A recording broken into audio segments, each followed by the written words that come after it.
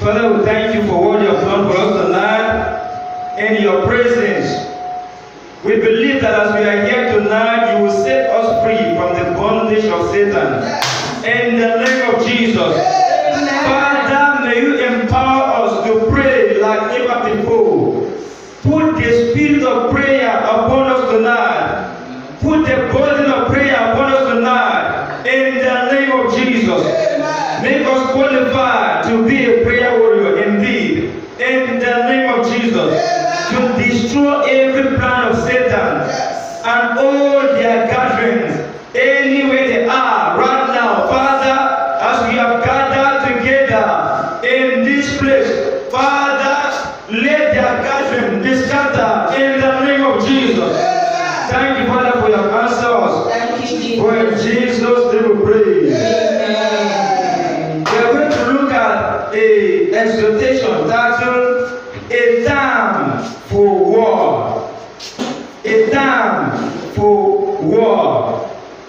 A time for war. In Psalm 120, verse 7. A time for war. We always have a time. The Bible says everything has a time, has a season for it. A time for peace, a time of love, a time to build, a time to destroy, a time for war.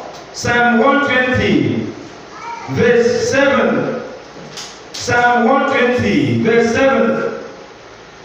He says, I am for peace, but when I speak, they are for war.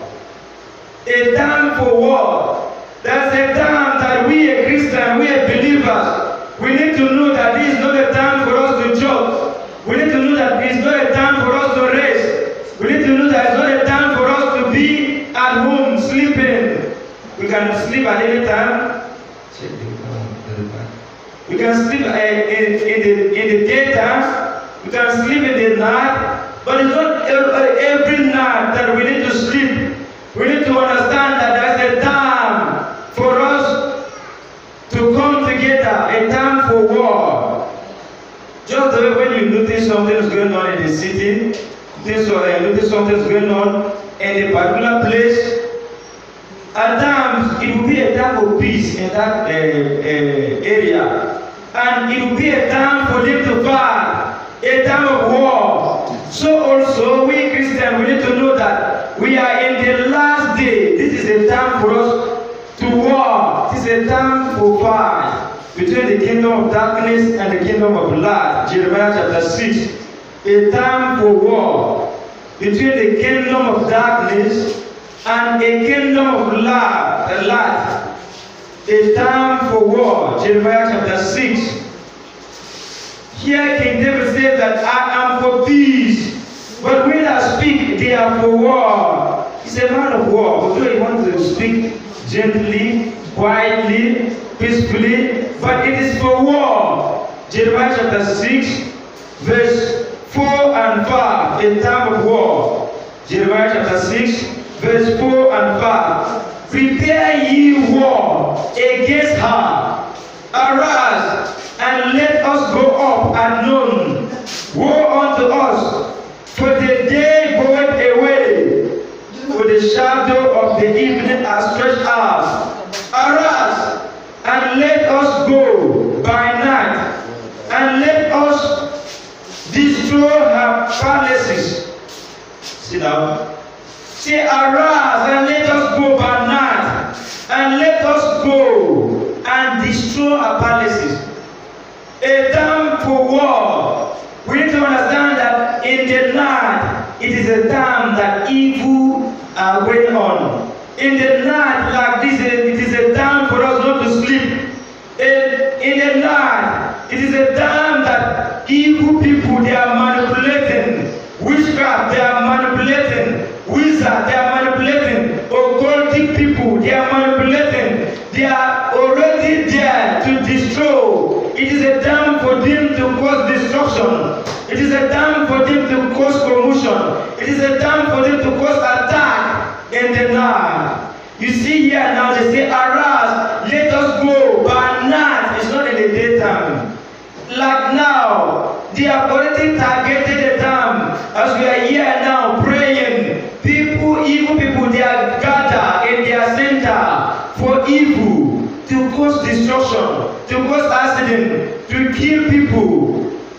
is a time for war. In Psalm 91, verse 5.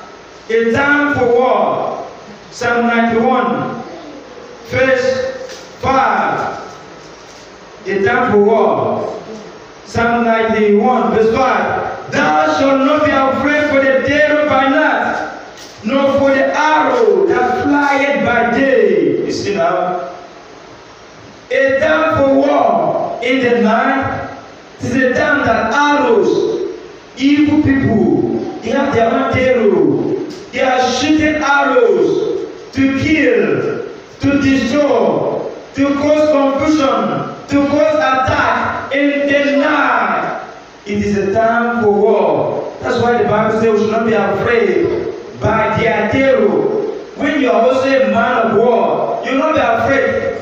When you are a soldier, you will not be afraid of gun. You see that's a normal thing. You see that this one is a normal something. It will not even affect you because it's a normal law to you. So the Bible says we should not be afraid of the terror by night because we are army. We are end-time soldier. It is a time for war. Psalm 121, verse 1 to 8.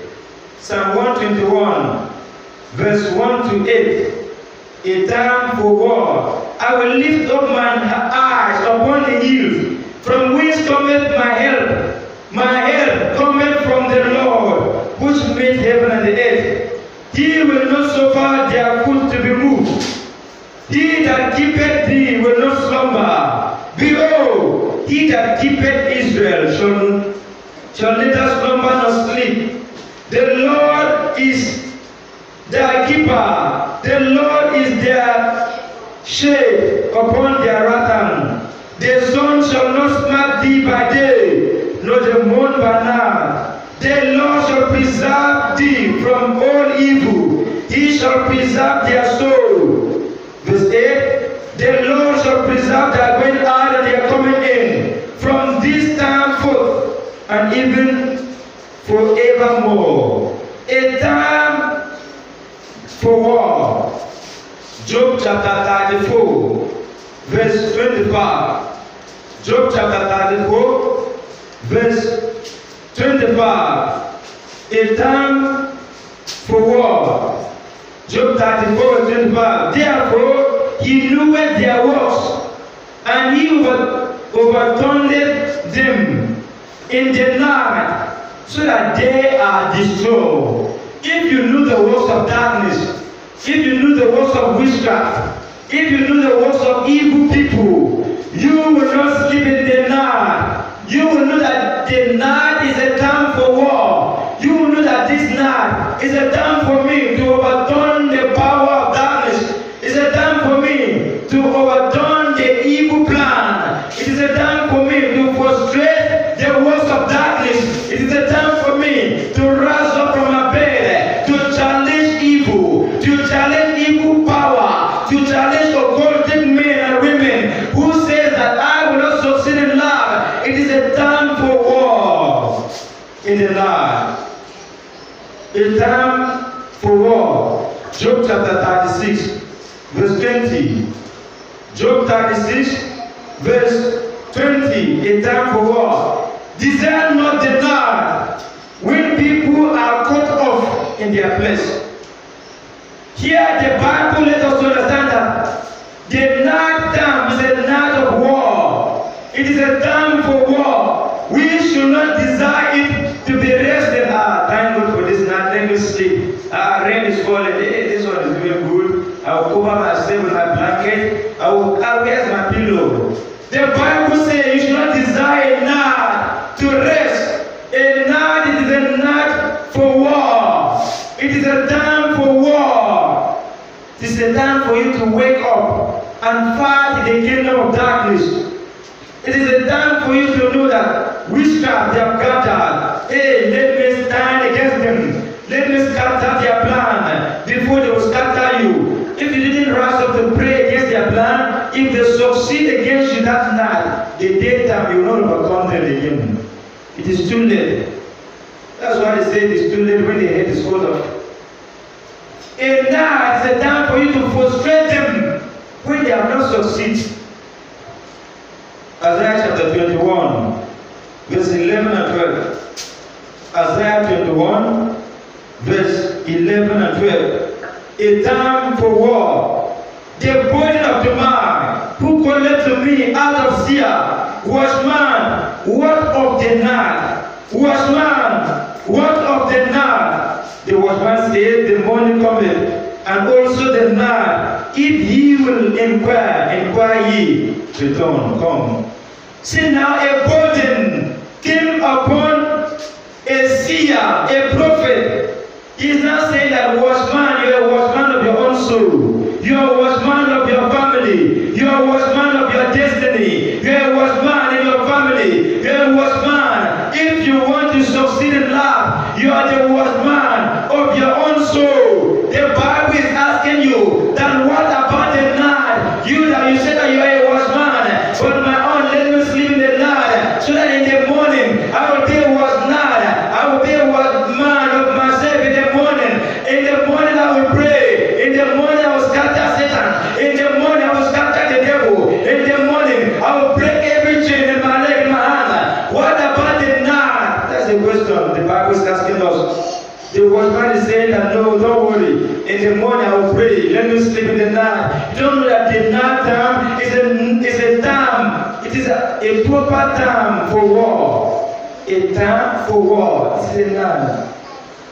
Here the watchman, this watchman who was ignorant enough, he don't know that the night time is good for war. He don't know. Whenever rain is falling, showers a little bit like this, it's very good to sleep.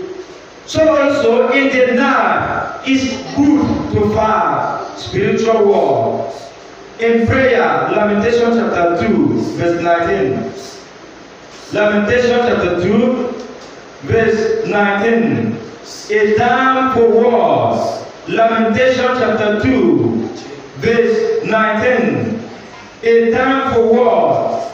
Lamentation chapter 2, verse 19. Arise, cry out in the night. He's not saying I should cry in the daytime, in the morning, the afternoon, in the evening. He said, arise, don't be sleeping throughout the night. No.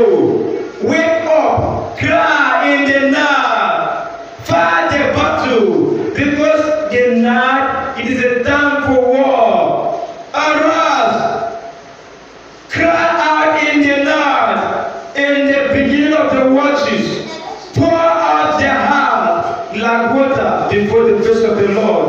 Lift up their hands toward him for the love of their young children that faint for hunger in the top of every street. Here, Prophet Jeremiah, he knows the secret.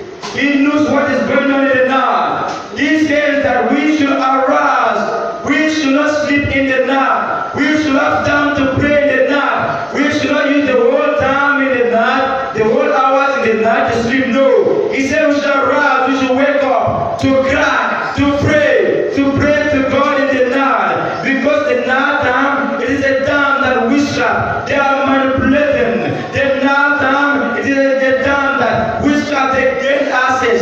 They have time to capture you. In the daytime, you are busy. In the daytime, people are busy. In the daytime, they are busy. But in the night, there was silence. There is silence in everywhere in the night for them to pray. There is silence in everywhere for them to pray. And even in the night, people are sleeping. That's the time that they have access to get your advantage. Remember the Bible says, while men sleep, the enemies came and so tired. In the night, a time for war. Something happened in the Bible in Exodus chapter 12, verse 29, when God released the angel, the spirit of death, into the land of Egypt. The angel slew every firstborn in the land of Egypt. In the night, when they wake up, hey, my firstborn is left. My firstborn is left. Everybody, every house, they are crying in the Egypt. It happened in the night. A time for war. Another one, Samson, with his enemies, they have gang up, they surrender, they just gang up themselves against Samson. They say, we are going to slew Samson. they gather in the night to plan evil against Samson, to plan death against Samson, to capture him. Samson discovered his secret in the night. He knew that a night is a time for war. He now go and carry them where those enemies are. He carried all of them in the night, climb the mountain and scatter them there, kill all of them. So if you want to succeed in life, pray in the night when your enemies they are gathering, planning evil things against you. Then go and scatter them that night. Don't wait and say till tomorrow morning. If Samson wait and say let me sleep, in the morning I will capture them, they will have succeeded over him. But he wake up to scatter them that night.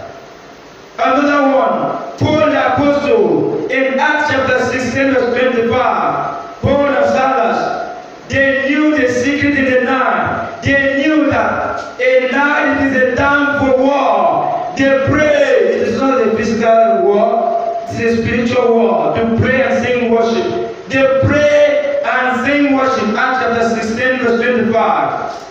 A time for war. Acts 16, 25. A time for war. As we are here tonight, we are not here to sleep, we are here to fight spiritual battle. We are here for war. And at midnight, Paul and Silas prayed and sang praises unto God, and the prisoners heard them. When you are fighting, when you are praying in the night, a night prayer is not a prayer that you'll be praying and cockroach will be roaming about. Don't even know whether someone is praying. A night prayer is not a type of prayer that will be praying in your heart, that the rat will be moving around in your house, you will be running up and down, don't know even if there's anybody here, they don't even know. A night prayer, it is a night of war, a prayer of war, a prayer that everybody will hear your voice. Here now, Paul and Silas, they pray and they sing worship. A prisoner, they had them. They know that Paul and Silas, they are praying now. When you wake up in the night to pray, let your neighbors know that you are praying now. It is a night for war. It is a time of war. And suddenly there was a great earthquake. When you stand up in the night to pray and vibrate, there will be earthquake in the kingdom of darkness. There will be earthquake in the kingdom of darkness. Anywhere they gather to plan evil against you, so far you are praying, so far you are on fire, there will be serious earthquake. A night of war. We understand that Charles Jiffany is a man that carries fire. He's a man that doesn't joke with prayer. He's a man that doesn't play. He prayed fervently. Up to yesterday that 200 people, they just surrendered their life to Christ. He had not even opened his mouth to preach. He just said, don't bother, we are ready for Christ, to surrender our life to Christ. Because of prayer, he's a man of war, Charles Jiffany. He's a man of war. Another man of war, William Simon. William Simon is a man of war. He carried fire during his own time. During his own time, he prayed, and fire came down from heaven physically. People there, they noticed it. People there, they saw fire came down from heaven. This is a man of war, William Simon. John Gillett is also a man of war. God used him. He healed so many people, so many diseases, so many viruses, so many diseases.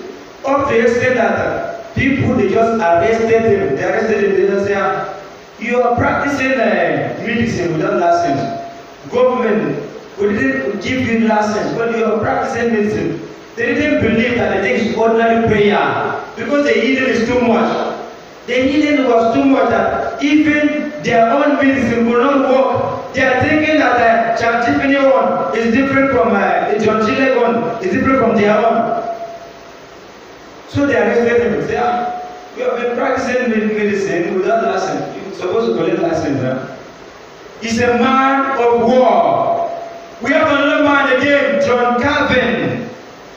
He's in Geneva, in Switzerland. This man, he prayed. He's a man of war. In the whole Geneva, in Switzerland, every house have prayer warrior. Look at the whole Abudu now. If you are a man of war, if you are a woman of war, God will use you in extent that every house in the whole Abudu, there will be a prayer warrior because of the result of his own prayer life. A time for war. Another man of war again, John Knox of Scotland. This man he prayed till the time that his eye blind. Every day he will be praying, God give me Scotland or I die. God give me Scotland or I die. He will not open his eye. He closes his eye. When they bring food, they will show him how he will wash his hand. They will show him how this soup will be. He closes his eye while he's eating. God, I need Scotland or I die. He prayed so much that after he died, after his death, 10 years after, there was no any single beer parlor in Scotland. Because he's a man of war. He carried fire. A time of war. This is our own time to be on fire for God. And God will make us to be on fire for Him in the name of Jesus. Amen. I say God will make you and make me to be on fire for Him in this end time in the name of Jesus. Amen. Another man of war, St. Patrick of Ireland. St. Patrick, this man, he carried fire to the extent that God used him. He didn't raise a dead only, he even raised a dead trees. Trees that have already died, dry trees. They came back to life. Because he's a man of fire, dead trees came back alive. Even because a snake, that he don't want snake to exist in Ireland. Till today, there's not a single snake. You go to Ireland, you don't see any snake there. Till death. St. Patrick, he carried fire. He's a man of war. That's why I'm telling you that God should make us to be a man and woman of war for Him in this last day, in the name of Jesus. So that anywhere we go, people know that this man carried fire. And this St. Patrick, his signature raised dead bodies to life. Somebody who have already died 6 months. Has already died 6 months. Only his signature raised that dead body alive, St. Patrick. He didn't go there to pray for the dead. Somebody who have already died for 6 months.